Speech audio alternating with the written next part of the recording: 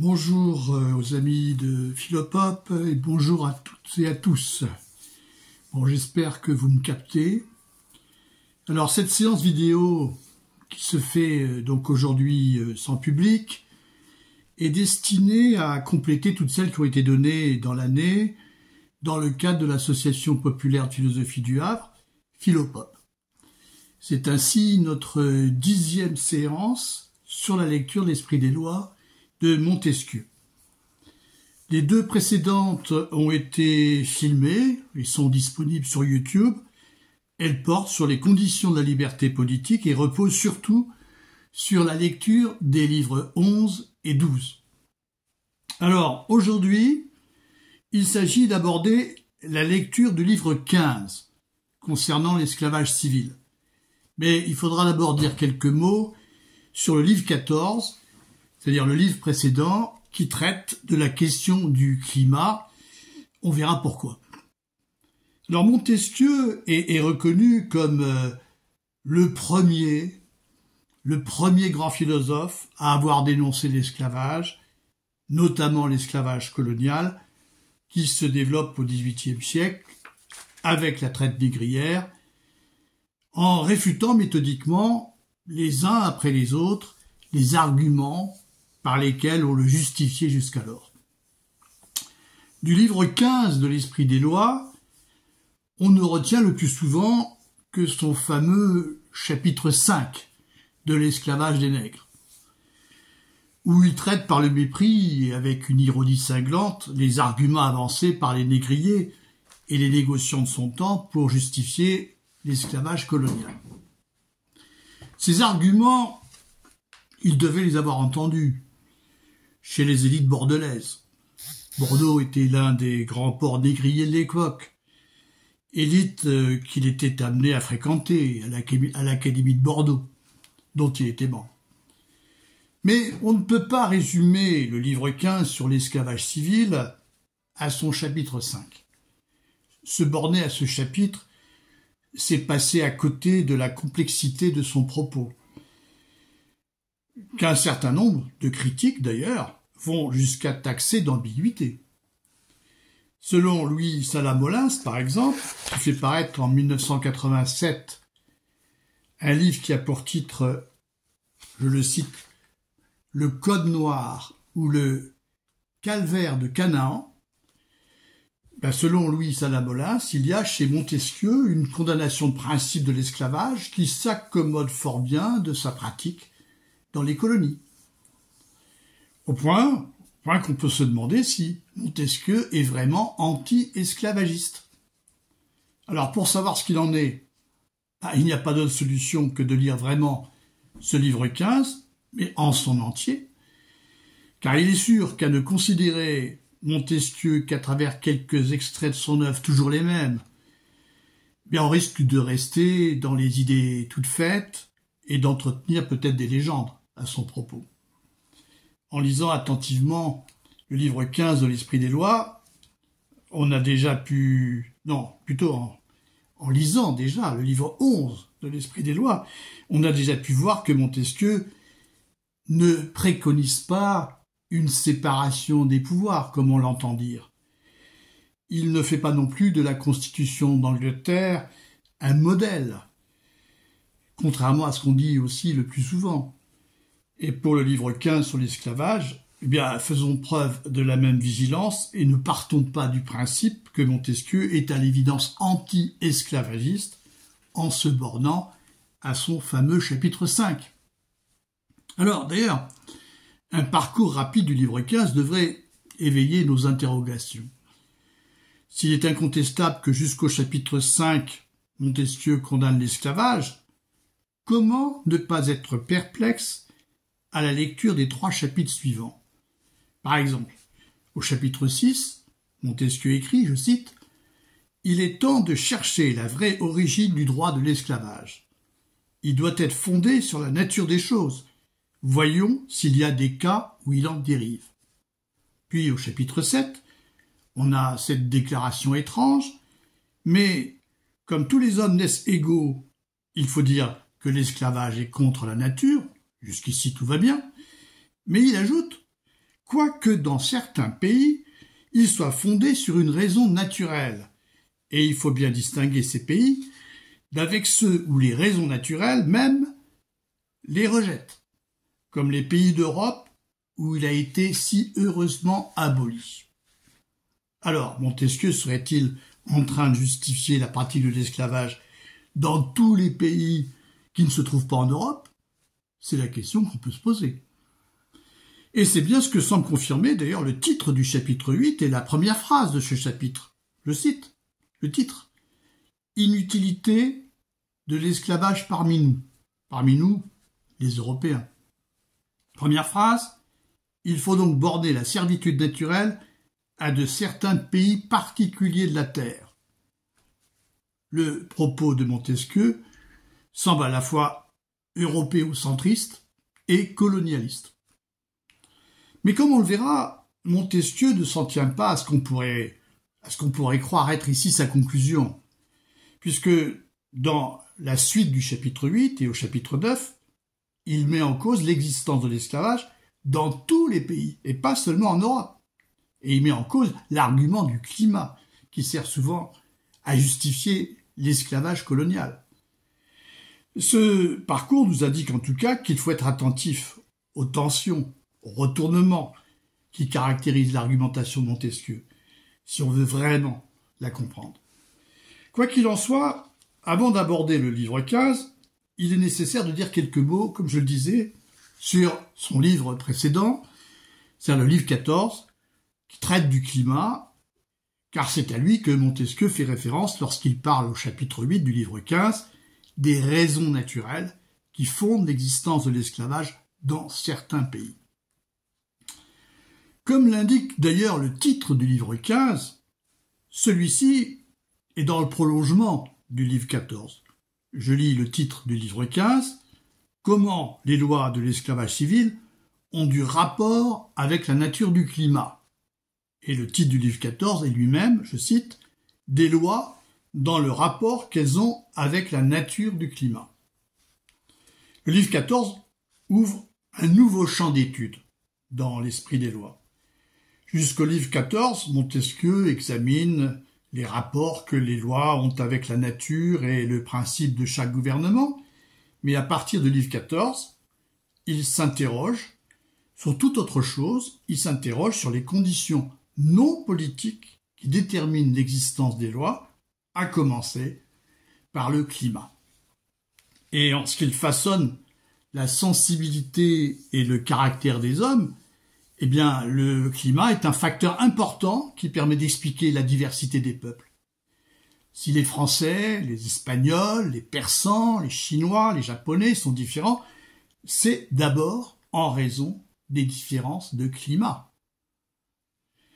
Pour expliquer la formation de leur sensibilité, Montesquieu adopte un point de vue médical. Il s'interroge sur les effets que le climat produit sur cette sensibilité. Comme celui de tout animal, le corps de l'homme est une machine vivante dont il faut connaître le fonctionnement pour comprendre les manifestations de la sensibilité. Il est composé de fibres qui sont comme des tuyaux qui peuvent changer de forme et à l'intérieur desquels circulent des fluides comme le sang par exemple.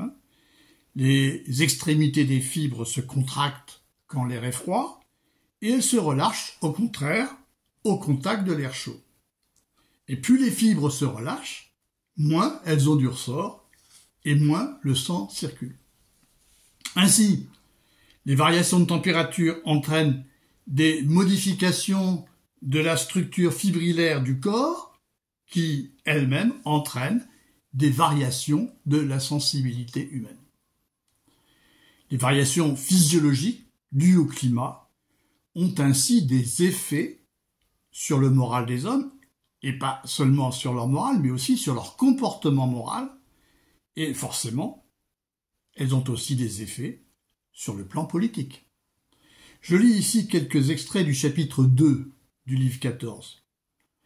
On a donc plus de vigueur dans les climats froids, écrit Montesquieu. Et puis plus loin, cette force plus grande doit produire des effets, par exemple plus de confiance en soi-même, c'est-à-dire plus de courage. Et là où les hommes sont plus courageux du fait des modifications des fibres de leur corps par le froid, eh bien ils résistent mieux à la tyrannie, ils résistent mieux à l'abus de pouvoir, ils ne se laissent pas faire. Et je cite encore ce passage où Montesquieu établit un lien entre le climat et les vertus et les vices des hommes, toujours dans le même chapitre. Vous trouverez dans les climats du Nord des peuples qui ont peu de vices, assez de vertus, beaucoup de sincérité et de franchise. Approchez les pays du Midi, vous croirez vous éloigner de la morale même, des passions plus vives modifieront les crimes, etc., etc. Alors, aussi discutable que puisse nous paraître cette théorie des climats de Montesquieu, il faut mesurer ce que cette approche peut avoir de scandaleux, aux yeux par exemple des théologiens de son temps. Nul besoin de faire ici appel à la notion d'âme pour expliquer les vices et les vertus des hommes. Il suffit, selon cette théorie, il suffit de montrer que les vices et les vertus sont les effets du rapport de la machine vivante de notre corps au milieu extérieur. Il faut également mesurer le caractère original de cette approche.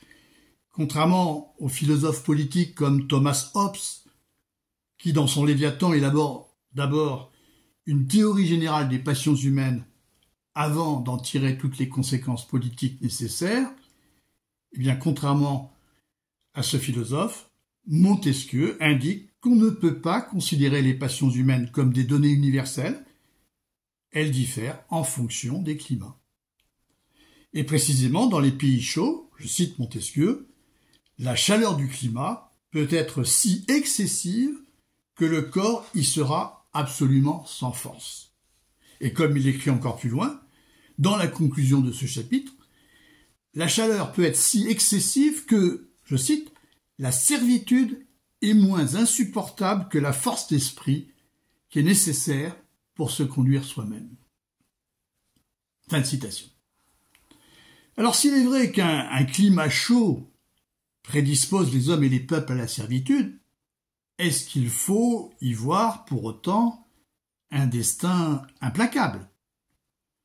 Le climat enferme-t-il les hommes une fois pour toutes dans une manière d'être?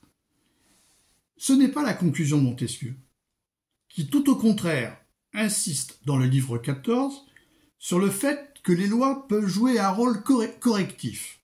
Elles peuvent corriger les vices produits par le climat, en favorisant l'émergence de passions qui permettent de le contrebalancer. Montesquieu peut donner ainsi comme titre, au chapitre 5 du livre 14, je le cite, que les mauvais législateurs sont ceux qui ont favorisé les vices du climat et les bons sont ceux qui s'y sont opposés. Le climat est certes un facteur important dans la formation de la sensibilité et des mœurs d'un peuple, mais il n'est pas absolument déterminant. Et il n'est pas le seul facteur qui entre en jeu dans cette formation. Et à ce sujet, il faut lire attentivement ce que Montesquieu écrira de la formation de ce qu'il appelle l'esprit général de chaque nation au chapitre 4 du livre 19. Je cite ce passage très important. Plusieurs choses gouvernent les hommes.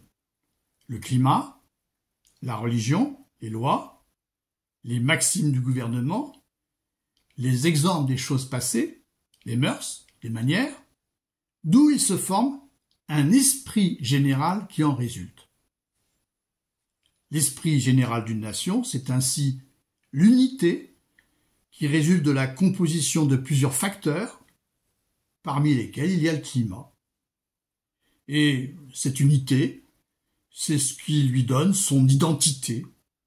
Et on voit que cette identité est composite, est toujours susceptible de transformation, en raison même de l'interaction qui existe entre les différents facteurs qui entrent en jeu. Sans doute, le climat figure en premier dans la liste des choses qui gouvernent les hommes. C'est la première cause qui joue. Mais c'est la première cause au sens chronologique. Cela ne veut pas dire que c'est par avance la cause la plus importante, puisque d'autres causes peuvent jouer, comme les lois, la religion, les maximes du gouvernement. Et dans ce cas-là, le climat aura moins de force dans la formation de l'esprit général d'une nation. Comme on le voit, on ne peut donc pas parler d'une fatalité du climat, et il faudra retenir la leçon du livre 14 pour bien comprendre le cheminement de l'argumentation de Montesquieu dans le livre 15 consacré à l'esclavage. Donc nous sommes maintenant armés pour lire le livre 15. Alors j'indique ici le plan que nous allons suivre. Dans un premier temps, nous examinerons les premiers chapitres de ce livre 15 jusqu'au fameux chapitre 5 sur l'esclavage des nègres. Ces chapitres condamnent l'esclavage dans son principe.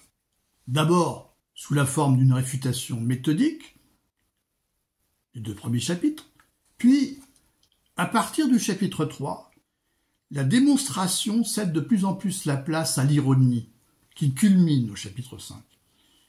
Et pour bien mesurer la portée de ce chapitre, on ne peut pas l'isoler des chapitres qui le précèdent. Et il faut aussi dégager les cibles qui sont visées par Montesquieu. Dans un deuxième temps, donc des chapitres 6 à 9, Montesquieu revient à l'argumentation. Mais comme je l'ai dit au début, son propos devient plus complexe, apparemment plus ambigu. Et on peut avoir l'impression qu'il se contredit en justifiant l'esclavage dans les colonies.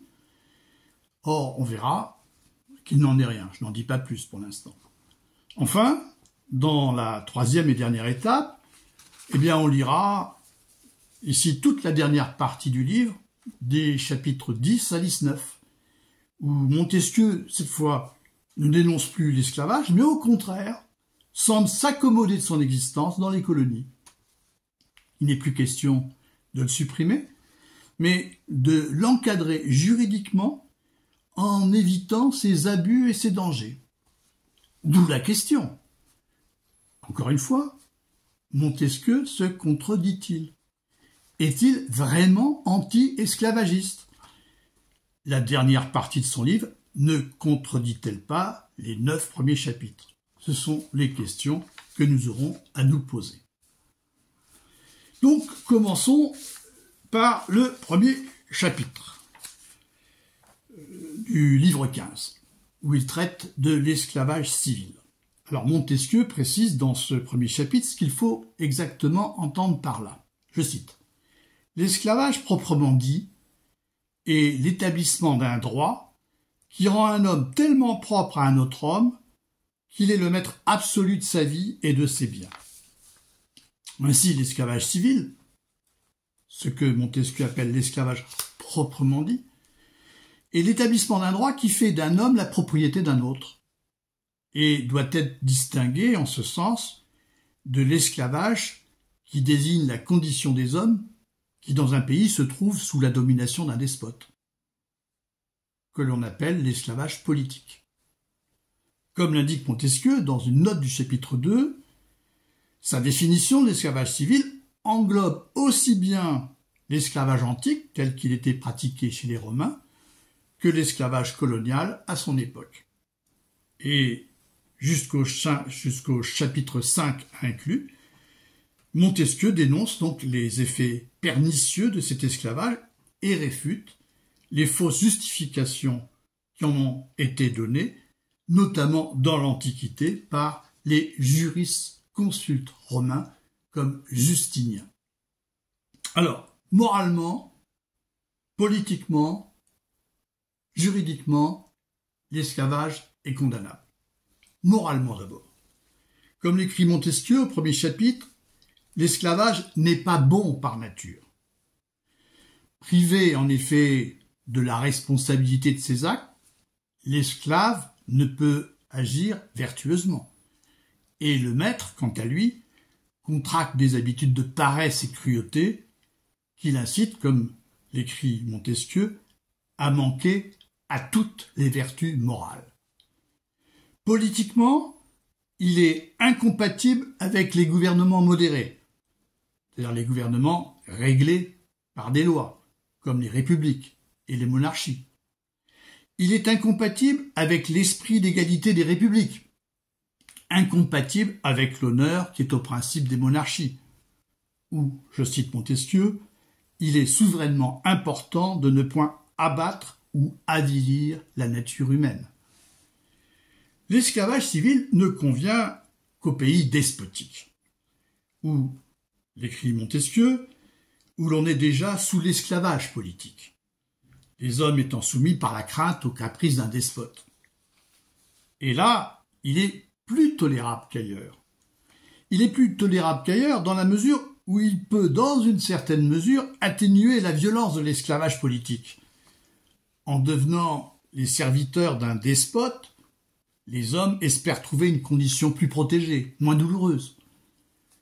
Après cette condamnation d'ordre moral et politique, eh bien, Montesquieu réfute les arguments juridiques qui sont employés pour justifier l'esclavage. Cette réfutation s'adresse aussi bien aux jurisconsultes romains, donc comme Justinien, qu'aux théoriciens du droit naturel moderne, que sont notamment des philosophes comme Grotius, Pufendorf, Hobbes, et on peut ajouter Locke, philosophes qui écrivent au XVIIe siècle. Pour l'essentiel, leurs arguments consistent à dire que les hommes peuvent devenir esclaves par consentement. Soit quand ils sont faits prisonniers à la guerre, en échangeant leur liberté contre la vie sauve auprès du vainqueur, soit pour assurer leur subsistance quand ils en ont besoin, en se vendant à un maître. Or, comme le montre Montesquieu, un tel contrat est à la fois absurde et nul. Concernant la justification de l'esclavage par le droit du vainqueur, Montesquieu écrit, je le cite, « Il est faux qu'il soit permis de tuer dans la guerre autrement que dans le cas de nécessité. Mais dès qu'un homme en a fait un autre esclave, on ne peut pas dire qu'il ait été dans la nécessité de le tuer, puisqu'il ne l'a pas fait. » Fin de citation. Ainsi, le seul droit que nous ayons sur la vie d'un autre homme, c'est le droit de légitime défense, quand notre vie est vraiment en danger et qu'elle est vraiment menacée par lui. Si le vainqueur n'a pas tué le vaincu, c'est que sa propre vie n'était pas en danger, et qu'il n'était pas dans une situation où il y était nécessaire de le tuer pour rester en vie. En conséquence, le vainqueur ne peut pas accorder au vaincu une vie dont il n'a jamais eu la disposition. Il ne peut donc pas y avoir d'esclavage qui soit fondé sur un droit du vainqueur. Le droit de se défendre consiste à s'assurer seulement que le vaincu, qui a été fait prisonnier, soit désarmé et ne puisse plus nuire. Et en aucun cas il n'inclut celui de le tuer, ou sinon de le réduire à l'esclavage, en échangeant sa vie contre sa liberté, vie sur laquelle on n'a aucun droit. On ne peut pas plus parler d'un esclavage volontaire où un homme libre déciderait de vendre sa liberté au profit d'un maître pour bénéficier en échange de biens de subsistance, car un tel contrat serait à la fois absurde et nul. La liberté n'est pas un bien que l'individu peut décider de vendre. Non pas, comme le dira Rousseau dans le Contrat social, chapitre 4, livre 1er, non pas parce que la liberté est une propriété naturelle de notre individu, parce qu'elle est constitutive de notre être. Renoncer à sa liberté, écrit Rousseau, renoncer à sa liberté, c'est renoncer à sa qualité d'homme. Ce n'est pas l'argument de Montesquieu. Mais pour quelle raison on ne peut pas vendre sa liberté? Parce qu'elle est un bien inséparable de notre citoyenneté. Elle n'est pas un bien individuel qui préexiste à la société, mais elle existe grâce à la protection des lois dont on peut bénéficier comme citoyen dans une société régie par le droit. Et à ce titre, elle est un bien commun aux citoyens. Elle est un bien public. Montesquieu écrit ainsi, je cite, « La liberté de chaque citoyen est une partie de la liberté publique. » Pour bien comprendre ce point, je vous renvoie à notre lecture du livre 11. Ainsi, vendre sa liberté, c'est nier le principe même de l'organisation politique de la société, qui accorde à chacun, par ses lois, le bénéfice de la liberté. Un tel échange n'a en outre aucun sens. Celui qui vend sa liberté ne gagne rien, mais perd tout, au contraire, puisqu'en devenant la propriété d'un maître, ce maître dispose de tout ce qui lui appartient, et ne lui donne rien, strictement rien. Je cite Montesquieu, « La vérité suppose un prix. L'esclave, se vendant, tous ses biens entreraient dans la propriété du maître. Le maître ne donnerait donc rien, et l'esclave ne recevrait rien. Et plus loin, si la liberté a un prix pour celui qui l'achète, elle est sans prix pour celui qui la vend. » Fin de citation. À la fin donc du chapitre 2, Montesquieu d'ailleurs y insiste, « Jamais, dit-il, jamais l'esclavage ne peut être utile à l'esclave.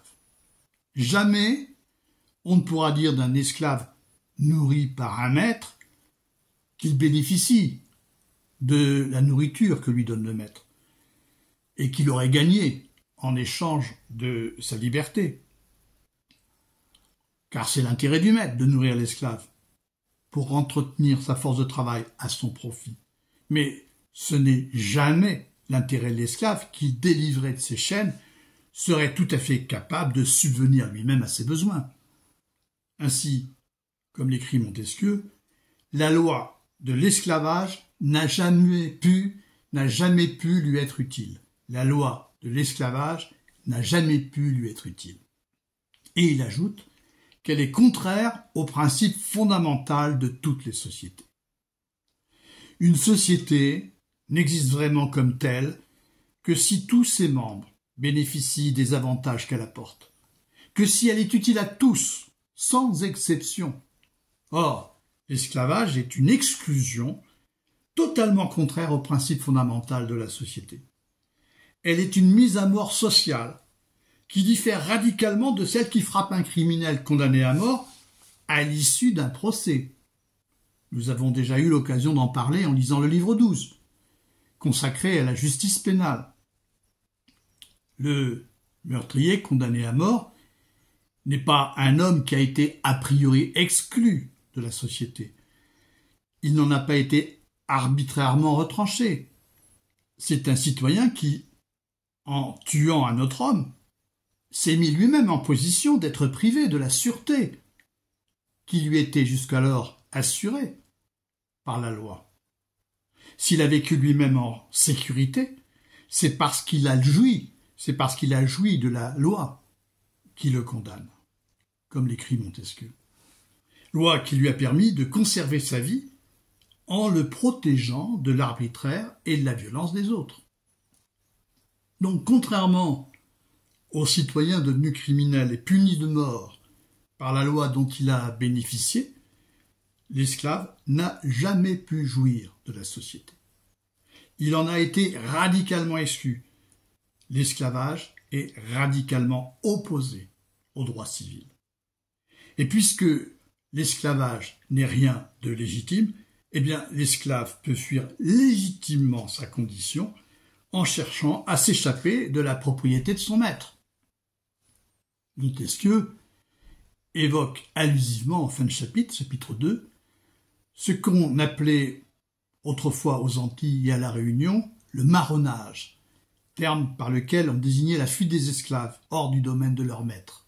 Je cite Montesquieu, « Quelle loi civile pourrait empêcher un esclave de fuir lui qui n'est point dans la société et que par conséquent aucune loi civile ne concerne. Après avoir réfuté les arguments des jurisconsultes romains, qui sont d'ailleurs repris largement par les théoriciens du droit naturel moderne, Montesquieu aborde les justifications qui ont été données de l'esclavage colonial à son époque. On l'a justifié d'abord en raison de la barbarie des coutumes des Amérindiens. Les Espagnols les considéraient ainsi comme des sous-hommes, puisque selon eux, ce sont des barbares. Eh bien, les Espagnols se sentaient autorisés à les opprimer et à les réduire à l'esclavage. L'ignorance et les préjugés ont ainsi eu leur part dans la violence exercée contre des peuples dont la différence des mœurs était jugée comme le signe d'une infériorité. Et le commentaire que fait ici Montesquieu au chapitre 3 n'est pas sans rappeler la critique que faisait Montaigne des préjugés ethnocentriques des Européens dans ses essais, notamment dans le célèbre essai sur les cannibales. Je cite Montesquieu, fin du chapitre 3, « Les connaissances rendent les hommes doux, la raison porte à l'humanité, il n'y a que les préjugés qui y fassent renoncer. » On a aussi justifié l'esclavage en alléguant la religion chrétienne. C'est pour évangéliser des hommes qui n'étaient pas chrétiens et répandre ainsi la religion chrétienne qu'on les a réduits à l'esclavage. Et le commentaire de Montesquieu ici est ironique, je cite. « C'est sur cette idée qu'ils, c'est-à-dire ils, ceux que Montesquieu appelle les destructeurs de l'Amérique, c'est sur cette idée qu'ils fondèrent le droit de rendre tant de peuples esclaves, car ces brigands, qui voulaient absolument être brigands et chrétiens, étaient très dévots. » Fin de citation. La religion chrétienne, qui professe d'aimer son prochain comme soi-même, est un excellent alibi aux yeux de ces brigands dévots pour légitimer la violence la plus sordide. Et Montesquieu rappelle que le roi Louis XIII était d'abord très réticent à l'idée d'introduire l'esclavage dans les colonies par la traite des Noirs. Depuis 1315, il faut le savoir, l'esclavage était interdit en France et le servage avait été supprimé. Mais Louis XIII y consentit quand on lui eut bien mis dans l'esprit, écrit Montesquieu, que c'était la voie la plus sûre pour les convertir. Faire des esclaves pour les convertir et en faire de bons chrétiens, quel beau projet. Rappelons encore que le Code noir, ce texte promulgué plus tard en 1685 par le ministre Colbert, sous le règne de Louis XIV, est chargé de réglementer la pratique de l'esclavage dans les colonies. Eh bien, rappelons encore que ce texte stipulait dans ses premiers articles qu'il fallait baptiser et instruire les esclaves, je cite, « dans la religion catholique, apostolique et romaine », article 2. Alors on aura noté qu'au cours des chapitres 3 et 4, le ton de Montesquieu a changé. Il se fait moins démonstratif. Après avoir méthodiquement contre-argumenté dans les 2 premiers chapitres, il laisse place de plus en plus à l'ironie. Et c'est bien sûr particulièrement net dans le célèbre chapitre 5 de l'esclavage des nègres, où il évoque les arguments des négriers. Alors, pour contrer ces arguments, une contre-argumentation est vaine, tant ils sont grotesques et absurdes. Il suffit de les traiter par le mépris, en recourant seulement à l'ironie. Cette ironie a parfois été mal comprise. Par exemple, l'écrivain Bernardin de Saint-Pierre, le célèbre auteur de Paul et Virginie, reprochera à Montesquieu de parler avec légèreté, sur le ton de la plaisanterie, de l'esclavage des Noirs, alors qu'il s'agit là d'un sujet grave et d'un sujet bien tragique. De fait, l'ironie de Montesquieu risque de ne pas être perçue et son propos risque même d'être pris au pied de la lettre, surtout si on isole le chapitre 5 des chapitres qui le précèdent où il condamne fermement l'esclavage. Et ce qui n'arrange pas les choses, c'est que nous vivons aujourd'hui dans une époque où l'indignation s'exprime surtout par l'invective, parfois par l'insulte, et assez peu par l'ironie. L'ironie où les choses sont plutôt suggérées et dites à demi-mot. Alors que fait Montesquieu dans ce chapitre? Eh bien, pour montrer le caractère grotesque et absurde des arguments des négriers, il leur prête sa voix et il leur donne la parole. Ainsi commence le chapitre. Si j'avais à soutenir le droit que nous avons de rendre les nègres esclaves, voici ce que je dirais. Et Montesquieu peut alors faire apparaître, grâce au procédé de l'antiphrase, les véritables motifs de l'exploitation des esclaves africains. Il y a d'abord les motifs d'ordre économique.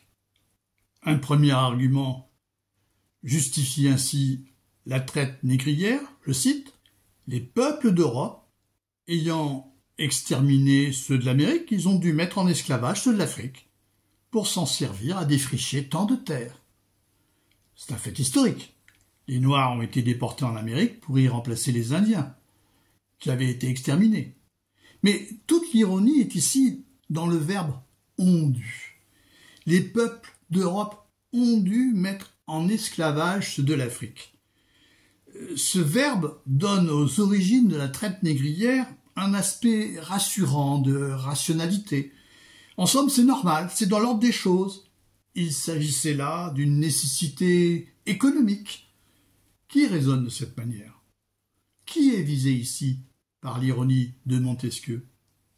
Les négociants, les économistes, comme un certain Jean-François Melon, l'éminent collègue de Montesquieu à l'Académie de Bordeaux, qui a publié un essai politique sur le commerce et qui soutient tout à fait l'utilisation d'esclaves et qui même souhaite que l'esclavage soit répandu en Europe. Enfin, tous ceux, en tout cas, que Montesquieu appellera au chapitre 9 de son livre 15, la petite partie riche et voluptueuse de chaque nation. C'est-à-dire les élites économiques, au fond, et sociales de chaque nation. Un deuxième argument est avancé, l'argument des coûts de production du sucre. Je cite, « Le sucre serait trop cher si l'on ne faisait travailler la plante qui le produit par des esclaves. » L'ironie consiste ici à souligner la disproportion entre la futilité de la faim, c'est-à-dire le sucre, qui est une denrée de luxe, dont profite seulement à l'époque une minorité dans les nations européennes. Disproportion entre la futilité de la faim et la monstruosité du moyen, à savoir l'utilisation d'esclaves. Ainsi, il faut des esclaves pour que le sucre coûte moins cher. Et qui se trouve ici encore visé par l'ironie de Montesquieu? Montesquieu est tout à fait conscient que son propos touche directement les négociants bordelais qu'il a l'occasion de fréquenter, notamment au Parlement de Bordeaux, et aussi comme membre de l'Académie de Bordeaux. Bordeaux, il faut le savoir, comme Nantes, comme La Rochelle, comme Le Havre à cette époque, Bordeaux est un port négrier. Et alors évidemment, son activité négrière est moins importante que celle de Nantes, qui est de très loin le plus grand port négrier en France à l'époque. Mais la prospérité du port de Bordeaux vient en tout cas pour une bonne part de la réexpédition vers le nord de l'Europe des denrées coloniales qui sont obtenues grâce à l'esclavage des Noirs. Montesquieu, par ailleurs, a à l'Académie, encore une fois, un éminent collègue, Jean-François Melon. Et pour celui-ci, non seulement, encore une fois, la traite négrière, l'esclavage sont nécessaires économiquement, c'est une très bonne chose, mais comme je l'ai dit tout à l'heure, il souhaite qu'on autorise l'importation en France d'esclaves. Alors ce ne serait pas des Noirs africains, ce seraient des Asiatiques. Aux arguments économiques succèdent des considérations sur l'essence de l'humanité et sur Dieu. Et il suffit ici de les énoncer pour mesurer leur caractère grotesque et absurde. Je lis. Ceux dont il s'agit sont noirs depuis les pieds jusqu'à la tête. Et ils ont le nez si écrasé qu'il est presque impossible de les plaindre. On ne peut se mettre dans l'esprit que Dieu, qui est un être très sage, ait mis une âme, et surtout une âme bonne, dans un corps tout noir.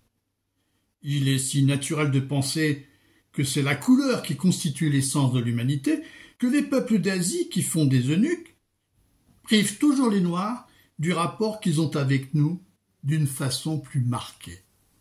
Alors, une petite allusion ici qui n'est pas forcément limpide, c'est l'allusion qui est faite aux eunuques noirs qui sont employés par les despotes orientaux en Perse pour imposer leur autorité dans leur sérail. Ces eunuques noirs subissaient une mutilation complète au lieu d'une simple ablation des testicules dans le cas des Blancs. Là encore, l'ironie n'est pas un jeu gratuit. Elle est une réaction réfléchie à l'opinion dominante de l'époque. En faisant apparaître le ridicule du questionnement des négriers sur la couleur de peau des Noirs, Montesquieu met d'abord en évidence le fait que leurs considérations leur permettent d'arriver à une conclusion, qui est déjà posée par avance, la conclusion souhaitée, puisqu'il est établi que les Noirs sont des sous-hommes, en raison même de la couleur de leur peau, eh bien, on peut les exploiter sans scrupule. Les considérations grotesques des négriers témoignent aussi des débats absurdes qui ont lieu à l'époque de Montesquieu, sur les causes de la couleur des Noirs, qui excitent au plus haut point la curiosité des contemporains. L'Académie de Bordeaux avait ainsi proposé pour son concours en 1741 le sujet suivant, je cite, « La cause physique de la couleur des nègres, de la qualité de leurs cheveux et de la dégénération de l'une et de l'autre. » Au fond, le problème est de savoir pourquoi. Pourquoi les Noirs ne sont pas blancs et pourquoi Dieu, dans sa grande sagesse, a fait d'eux des êtres inférieurs qui ont par conséquent une vocation servile. Jusqu'alors, l'argument qui justifiait l'infériorité des peuples noirs était fondé sur un épisode biblique, celui au cours duquel Canaan, petit-fils de Noé, était devenu noir parce qu'il avait été maudit par son grand-père, Noé, pour une faute commise par son père, Cham. Mais comme on le voit à travers le chapitre 5 de l'Esprit des lois, et aussi à travers le sujet proposé par l'Académie de Bordeaux, un discours à prétention scientifique est en train de prendre le relais du discours théologique. Et cela donnera plus tard, au XIXe siècle, des théories racistes, comme celle d'Arthur de Gobineau, qui publiera en 1853 un essai sur l'inégalité des races humaines. La notion de race, à ce moment-là, sera mise en avant pour justifier l'infériorité des Noirs. Mais pour en revenir au chapitre 5, il y a enfin, après les arguments économiques, après les considérations sur la couleur de la peau, l'argument de la sottise des Noirs. Je cite. « Une preuve que les nègres n'ont pas le sens commun, c'est qu'ils font plus de cas d'un collier de verre que de l'or, qui, chez des nations policées, est d'une si grande conséquence. » Allusion très claire ici à la pratique des bateaux négriers qui achètent leur bétail humain à peu de frais sur les côtes de l'Afrique. Quelques colliers de verre suffisent, car l'absence de sens commun des autorités locales africaines qui vendent des esclaves aux Blancs leur fait mépriser l'or, qui a tant de valeur pour les Européens. Le procédé de l'antiphrase, par lequel on exprime une idée en formulant son contraire, ce procédé est ici très limpide. Le véritable sens commun ne consiste absolument pas, contrairement à ce que pensent les Européens, dans la quête effrénée de l'or à laquelle ils se livrent, dans leur grande cupidité. l'ironie de Montesquieu se fait encore plus rinçante, beaucoup plus féroce, en visant directement les Européens, à la fois chrétiens et négriers, à la fin du chapitre. Je cite, « Il est impossible que nous supposions que ces gens-là soient des hommes, parce que si nous les supposions des hommes, on commencerait à croire que nous ne sommes pas nous-mêmes chrétiens. » L'ironie consiste à montrer ici qu'il est impossible d'accorder le message évangélique, selon lequel les hommes sont tous égaux devant Dieu, et selon lequel il faut aimer son prochain comme soi-même, avec l'exploitation des Noirs africains. Alors pour être conséquents avec eux-mêmes, les Européens, chrétiens et négriers, doivent dénier aux Noirs l'humanité s'ils veulent qu'on continue à les croire chrétiens. Je cite, parce que si nous les supposions des hommes, on commencerait à croire que nous ne sommes pas nous-mêmes chrétiens. Alors au terme de la lecture du fameux chapitre sur l'esclavage des nègres, sur lequel j'ai beaucoup insisté, est-ce qu'on peut reprocher à Montesquieu, comme on l'a fait parfois, un ton léger pour parler d'un sujet aussi grave? C'est le reproche de Bernardin de Saint-Pierre. Je répondrai que si Montesquieu se démarquait des Européens négriers, s'il se contentait d'un énoncé didactique, décrivant et dénonçant de l'extérieur l'exploitation des Noirs africains, son texte n'aurait pas autant de force. Ce qui fait sa force, justement, c'est d'être écrit à la première personne du pluriel. Il est impossible que nous supposions que ces gens-là soient des hommes. Je cite ce passage. La meilleure façon, ici, de solliciter l'attention du lecteur, c'est bien d'utiliser le « nous » et de l'impliquer. Utiliser le « nous », c'est en effet s'impliquer dans le discours des négriers, comme le fait Montesquieu. C'est leur prêter sa voix. Mais c'est aussi impliquer le lecteur européen. Car par-delà les négriers, ce sont les Européens dans leur ensemble qui légitiment la traite négrière et l'esclavage colonial, qui sont ici visés. L'utilisation du « nous » est ainsi le seul procédé qui, par l'ironie, permet de mettre les Européens en face de leur propre barbarie. Ainsi, loin d'être un artifice léger, l'ironie est au contraire l'arme suprême qui permet de conduire le lecteur à se mettre à distance de lui-même et à voir à quelles aberrations, à quelle folie se livrent les siens au nom même du christianisme. Alors, comme on l'a vu, Montesquieu ne ménage pas ses lecteurs, il les implique, il les prend à témoin. Mais également, il n'hésite pas à les dérouter. Car à partir du chapitre 6, en effet, le lecteur peut être fortement désorienté. Puisque, après avoir condamné l'esclavage, après avoir rejeté ses prétendues justifications, après avoir usé de l'ironie contre les arguments des négriers, voilà que Montesquieu écrit au début du chapitre 6, je cite, « Il est temps de chercher la vraie origine du droit de l'esclavage. » Alors il faut donc comprendre que la réfutation des jurisconsultes romains et l'ironie du chapitre 5 sur l'esclavage des nègres ne sont pas le dernier mot de Montesquieu. Il y aurait, selon lui, une véritable justification du droit de l'esclavage fondée sur la nature des choses, puisqu'il est écrit, je cite, « Il doit être fondé sur la nature des choses, voyons s'il y a des cas où il en dérive. » Et dans le chapitre 6, comme dans le chapitre 7, Montesquieu expose ainsi deux raisons naturelles qui justifient l'esclavage. Alors, on a déjà vu la première au premier chapitre du livre 15, c'est celle qui pousse des hommes, comme l'écrit Montesquieu, à devenir des esclaves de ceux qui tyrannisent le gouvernement, c'est-à-dire des despotes, afin d'adoucir leurs conditions. Mais c'est surtout la deuxième raison naturelle qui est importante, c'est-à-dire ici la chaleur qui accable certains pays et que le livre 14 sur le climat a déjà pu dégager. Comme le rappelle le chapitre 7 du livre 15, il y a des pays où la chaleur énerve le corps. Énerver ici, il veut dire ramollir. C'est le sens opposé que nous lui donnons aujourd'hui.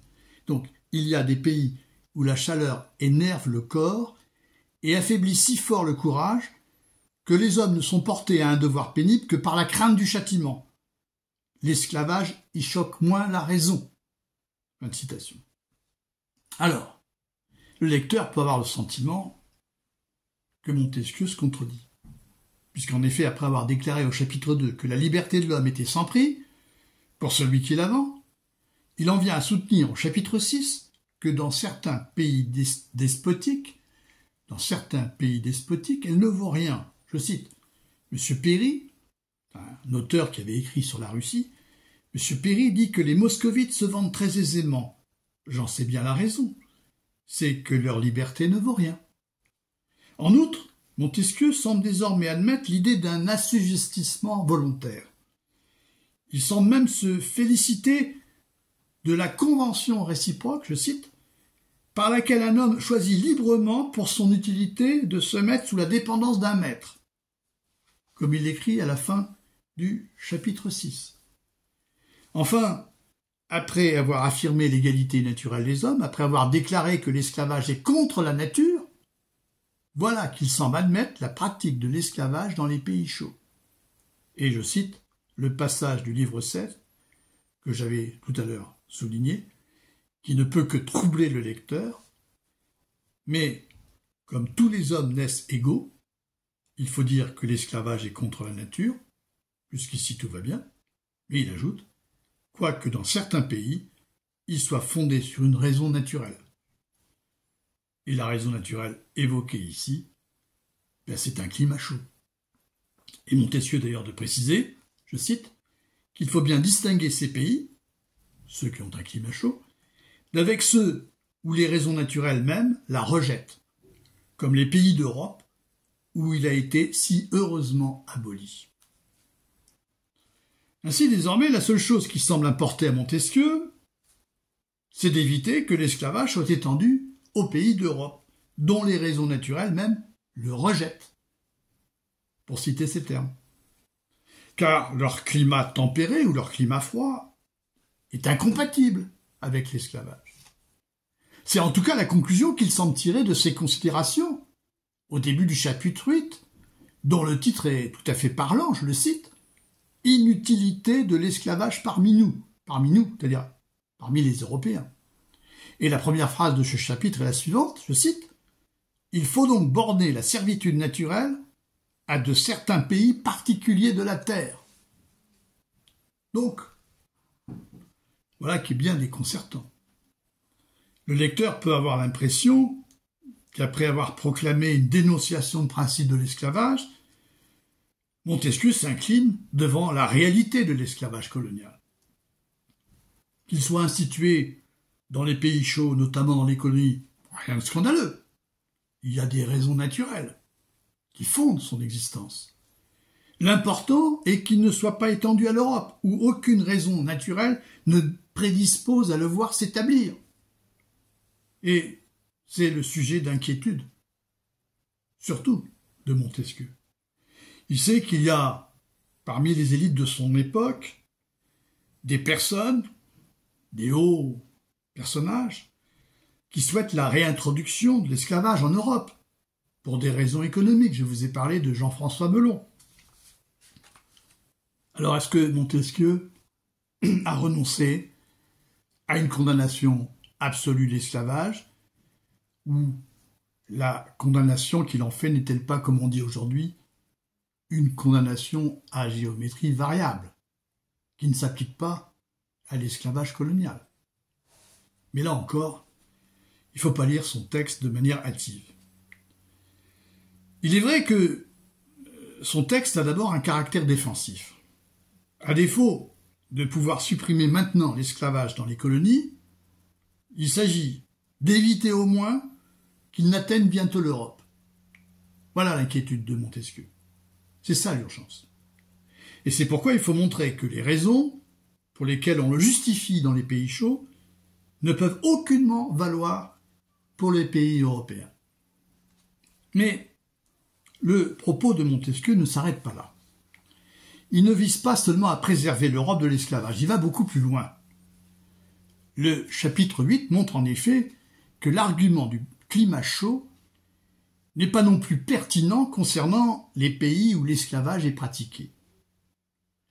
Ainsi conclut-il à la fin du chapitre, je cite, « qu'il n'y a peut-être pas de climat sur la terre où l'on ne put engager au travail des hommes libres. » Et comme nous allons voir, l'argumentation de Montesquieu va mettre cette fois en cause le motif même du climat. Est-ce qu'il n'est pas, en définitive, une justification fallacieuse de l'esclavage? Comme il l'expliquait déjà au livre 14, une bonne législation doit corriger la paresse naturelle, le manque de courage qui résulte d'un climat chaud. La chaleur du climat favorise certes l'esclavage, mais elle ne le rend pas inévitable. La législation peut contrecarrer ces effets. Alors pendant longtemps, on a pensé que seuls des esclaves ou des criminels condamnés aux travaux forcés peuvent accomplir ces tâches pénibles, comme les travaux des mines. Voilà ce qu'on a pensé pendant longtemps en Europe. Mais comme a pu l'observer Montesquieu, en visitant les mines du Harz, en Hongrie, lors du grand voyage qu'il fit en Europe dans les années fin 1720, si des hommes libres y sont encouragés par l'espoir d'un gain, eh bien ils peuvent accomplir ces tâches mieux que des esclaves. Des travailleurs libres bien rémunérés seront beaucoup plus productifs que des esclaves. En outre, le progrès technologique permet de remplacer les bras des esclaves par des machines pour effectuer un certain nombre de travaux. Je cite Montesquieu. On peut, par la commodité des machines que l'art invente ou applique, suppléer au travail forcé qu'ailleurs on fait faire aux esclaves. Ce progrès, qui ne se limite pas a priori aux seuls pays tempérés, permet ainsi d'envisager la réalisation de ce que le philosophe Aristote, IVe siècle avant notre ère, tenait pour une idée irréalisable, quand il écrivait dans le premier livre de sa politique, je cite, « Si la navette tissait toute seule sa toile, les maîtres n'auraient plus besoin d'esclaves. » Une navette, c'est un métier à tisser. Or, le progrès technologique permet dorénavant d'envisager des machines à tisser automatisées. Voilà en tout cas des arguments qui conduisent Montesquieu à se demander s'il n'est pas possible, sous tous les climats, dans tous les pays, de substituer le travail libre à l'esclavage. Ainsi, après avoir paru rompre avec une condamnation absolue de l'esclavage, en cherchant, au fond, sur le terrain de la nature des choses, sa justification par le climat chaud, eh bien, on voit que Montesquieu opère un second retournement, une seconde rupture à la fin du chapitre 8. Donc on assiste, oui, à un second retournement de l'argumentation qui se trouve marqué par l'irruption d'un discours écrit à la première personne du singulier. Je cite Montesquieu. « Je ne sais si c'est l'esprit ou le cœur qui me dicte cet article-ci. Je ne sais si c'est l'esprit ou le cœur qui me dicte cet article-ci. » Montesquieu prend ici de la distance à l'égard des arguments répandus à son époque qui justifient l'exploitation des esclaves pour des raisons d'utilité économique. Ce qu'il appelle l'esprit, au fond la faculté intellectuelle, l'esprit le conduit à s'interroger sur les limites d'un discours qui consiste à trouver des raisons naturelles, comme le climat chaud, pour justifier l'esclavage. Et puis le cœur, ce que Montesquieu appelle aussi par ailleurs la voix de la nature, c'est au fond la voix de l'humanité qui est en lui. Eh bien le cœur s'indigne face à ce type de discours, car il exprime le sentiment d'humanité qui est commun à tous les hommes, au fond. Ce sentiment d'humanité commune qui nous relie à tous les hommes. L'esprit et le cœur. Le cœur s'insurge ainsi contre l'argumentation qui prétend se fonder sur la nature des choses et invoque le climat pour justifier l'esclavage. Argumentation dont l'esprit, justement, s'interroge ici, pour sa part, sur les limites de validité. Montesquieu en vient en effet à se demander jusqu'où l'explication de l'esclavage par la chaleur du climat ne sert pas de faux prétexte, d'alibi, pour justifier de manière honteuse son établissement au service des intérêts d'une élite économique.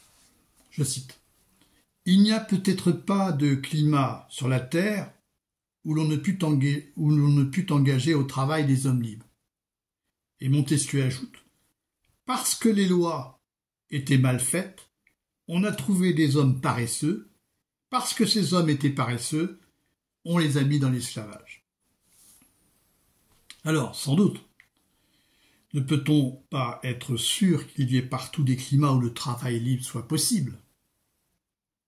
Mais il est certain, en revanche, que l'argument du climat sert de justification fallacieuse pour instituer et maintenir des lois d'esclavage. Et comme l'indiquait le livre 14, les lois sont mal faites dans leurs effets quand elles favorisent les vices du climat, quand elles entretiennent la paresse. Les lois d'esclavage entretiennent la paresse. Et elles sont mal faites également dans leurs motifs, quand elles satisfont seulement la cupidité de quelques individus, comme le suggère l'emploi du pronom impersonnel « on ».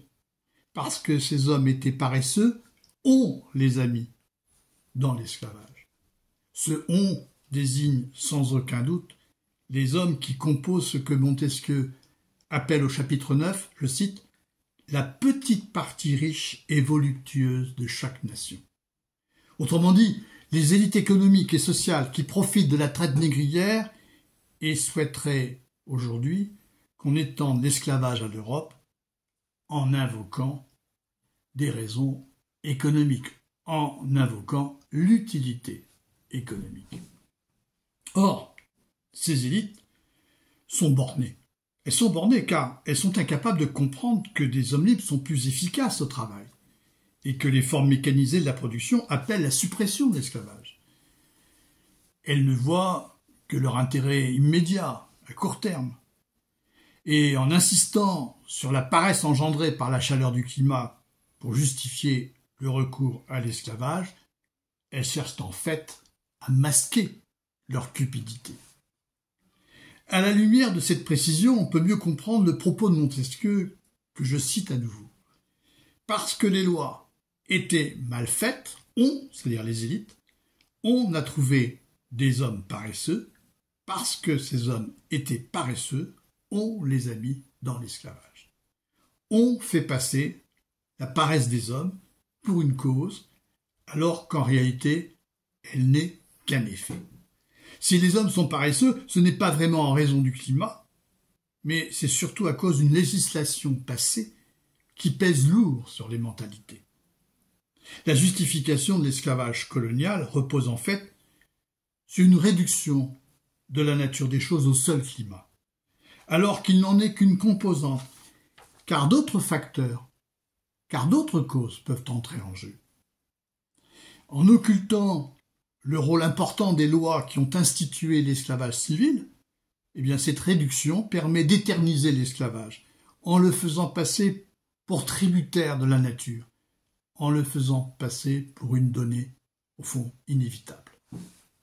Or, la nature des choses n'a rien d'immuable.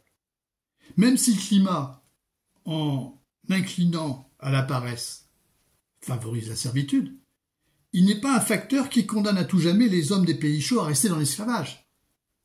Le législateur a la possibilité de modifier la nature des choses pour la rendre compatible avec l'exigence morale d'égalité naturelle des hommes Ainsi, comme on le voit, Montesquieu ne se contente pas de proclamer l'égalité naturelle des hommes, il ne se contente pas, au fond, d'une déclaration de principe contre l'esclavage, car que vaut, au fond, une déclaration de principe si elle est condamnée à rester un vœu pieux?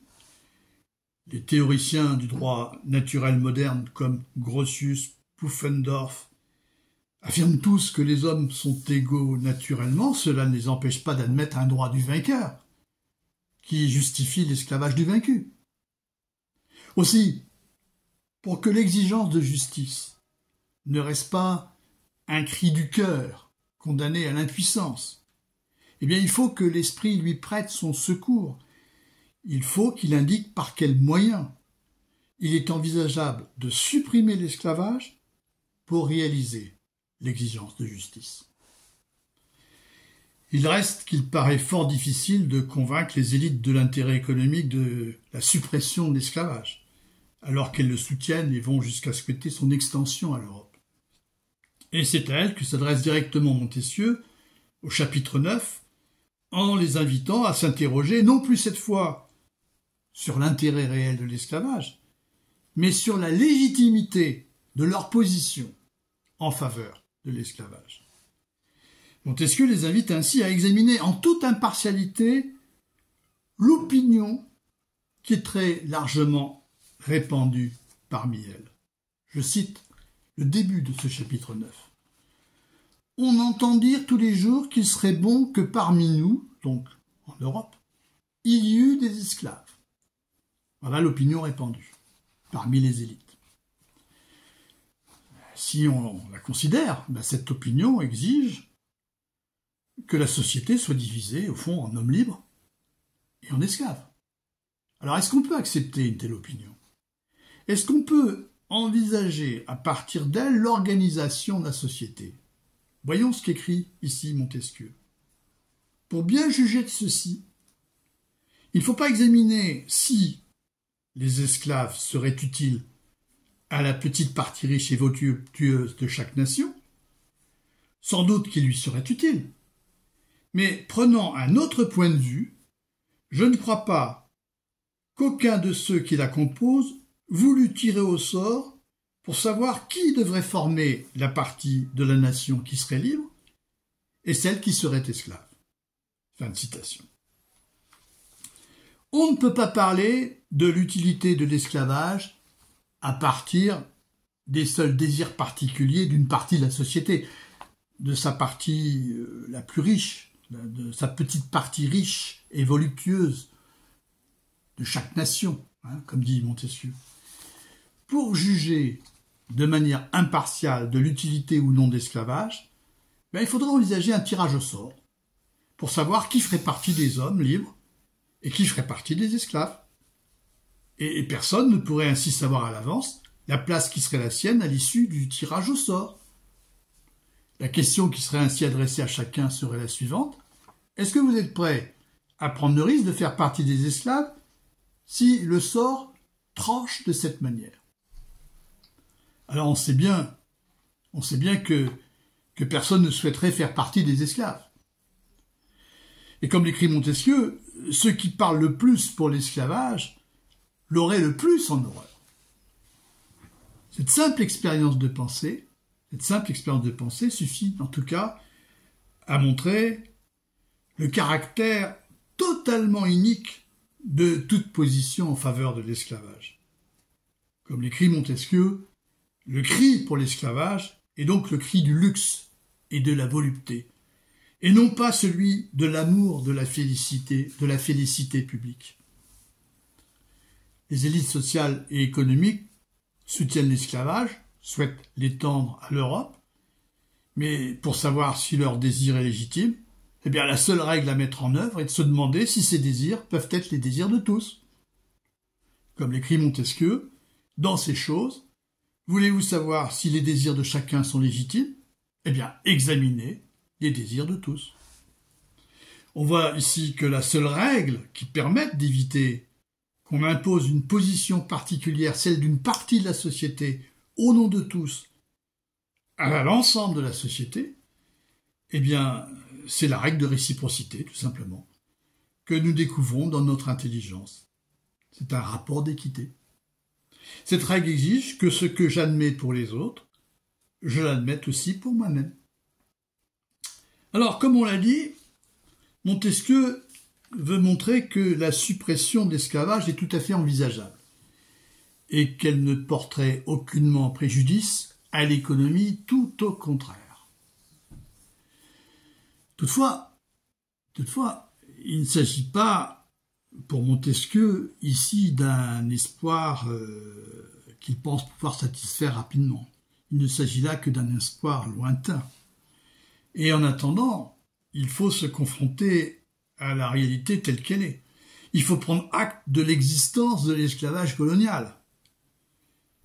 Aussi, à partir du chapitre 10 jusqu'à la fin du livre 15, c'est-à-dire jusqu'au chapitre 19, eh bien, il n'est plus question de dénoncer l'esclavage, mais d'indiquer comment en prévenir les abus et les dangers. Montesquieu écrit ainsi au chapitre 11, je cite, « Mais de quelque nature que soit l'esclavage, il faut que les lois civiles cherchent à en noter d'un côté les abus et de l'autre les dangers. » Et c'est ici que les critiques adressées à Montesquieu, comme celle de Louis Salabolins, que j'évoquais au début, ces critiques tout juste. Il y a en effet un contraste manifeste entre l'audace des premiers chapitres du livre 15 de l'Esprit des lois, ces 9 premiers chapitres, et puis la dernière partie de son livre, où il paraît s'en accommoder. Dans cette dernière partie, Montesquieu adresse des recommandations aux législateurs qui ne sont pas très éloignées des articles du Code noir. Ce fameux texte promulgué par Colbert en 1685 pour réglementer l'esclavage dans les colonies.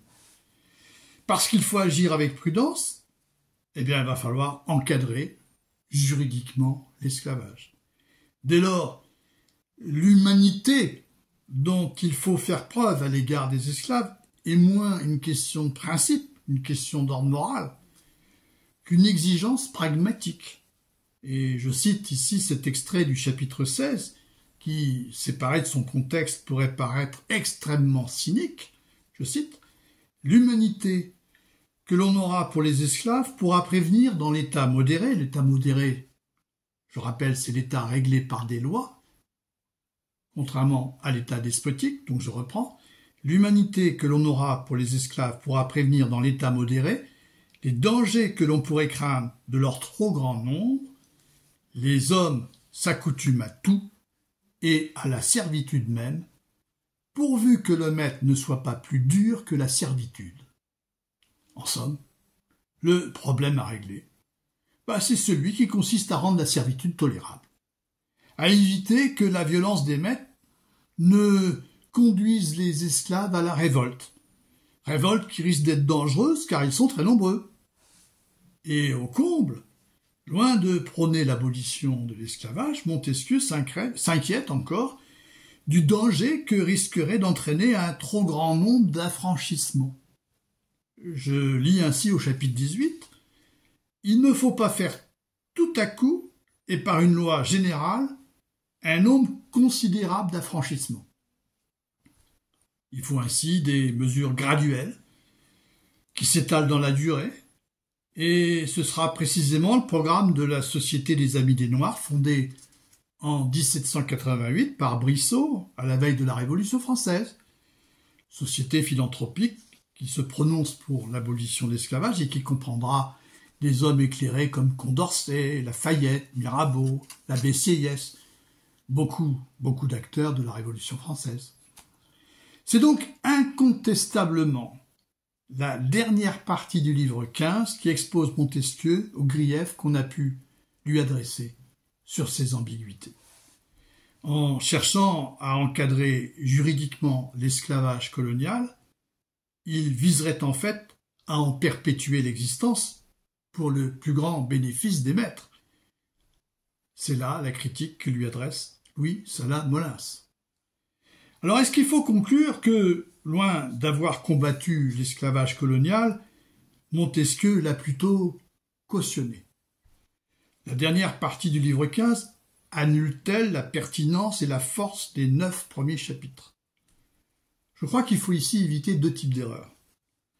Une erreur rétrospective d'abord, par laquelle on raisonne comme si, dès le début du XVIIIe siècle, les Européens avaient tous une claire conscience du caractère scandaleux de l'esclavage colonial. Comme si la traite négrière et l'exploitation des Noirs africains étaient appréhendées comme une violence intolérable à leur encontre, qui cause une souffrance épouvantable. Comme on l'a vu, les économistes justifiaient cette pratique et souhaitaient même la généraliser à l'Europe. Donc, on ne peut pas raisonner ici non plus comme si le mouvement des Lumières, ce mouvement par lequel se développera progressivement la raison et les idées critiques, on ne peut pas raisonner comme si ce mouvement était dès le départ ce qu'il va devenir peu à peu, c'est-à-dire un mouvement d'émancipation qui proclamera l'exigence de l'abolition de l'esclavage. Il faut ici bien mesurer tout de même que par rapport au contexte des mentalités qui régnaient à son époque, la critique et la dénonciation que fait Montesquieu de l'esclavage sont un geste de rupture considérable. C'est bien Montesquieu qui soulève le premier le problème de l'esclavage dans l'esprit des lois. Et c'est bien lui qui, le premier, contribue à sa prise de conscience. La critique de Montesquieu ouvre incontestablement le chemin qui ira jusqu'à l'abolition de l'esclavage. Ainsi, par exemple, le rédacteur le plus prolifique de l'encyclopédie, le chevalier de Jaucourt, eh bien, il s'inspire très largement du livre 15 de l'Esprit des lois, dans les articles qu'il écrit contre l'esclavage, contre la traite négrière. Et il va même plus loin que Montesquieu en se prononçant ouvertement pour l'abolition de l'esclavage, qu'il dénonce comme un crime atroce, contraire à tous les droits de la nature humaine. Mais il écrit ces articles en 1751 et 1766, plus tard. Jaucourt désespère toutefois que son plaidoyer pour l'abolition soit entendu, en raison, dit-il, de l'avarice et de la cupidité qui dominent la terre. C'est ce qu'il écrit dans son article sur la traite des nègres. Et comme Montesquieu d'ailleurs l'avait lui-même déjà relevé, l'idéal humaniste et abolitionniste risque de se heurter aux intérêts économiques des élites sociales. Alors ici, si la lecture du livre 15 de l'Esprit des lois a aussi un intérêt, c'est parce qu'elle témoigne précisément de la contradiction qui va travailler principalement le mouvement des Lumières, dont il est un des premiers inspirateurs en France. Pourquoi contradiction? Contradiction parce que, d'un côté, les Lumières promeuvent le commerce, dont le luxe est le moteur. N'oublions pas que le sucre est une denrée de luxe, à l'époque. Et du progrès économique, pense-t-on, dépendent les progrès matériels et moraux du genre humain. Cette idée sera largement développée par Condorcet. Cette idée sera plutôt combattue par Rousseau. Et puis de l'autre, les Lumières dénoncent l'esclavage colonial, qui est pourtant une conséquence de ce progrès, en lui opposant des principes humanistes. Et à ce moment-là, évidemment, c'est ce qui fera que certains critiques, comme Louis Salamolins, iront jusqu'à accuser les Lumières d'hypocrisie, de double langage, puisqu'elles cautionneraient d'un vernis humaniste, selon eux, la domination coloniale. Toujours est-il que c'est à cette contradiction que devront en effet faire face les philosophes des Lumières, désormais. Et l'Europe elle-même. Mais là encore, le procès instruit contre les Lumières est assez injuste. La condamnation de l'esclavage colonial, et plus radicalement du colonialisme, aurait-elle été possible sans l'interrogation critique qu'un philosophe comme Montesquieu a pu faire naître, et qui permet même d'en montrer les ambiguïtés? C'est par cette question que je terminerai cette séance. Merci de votre attention.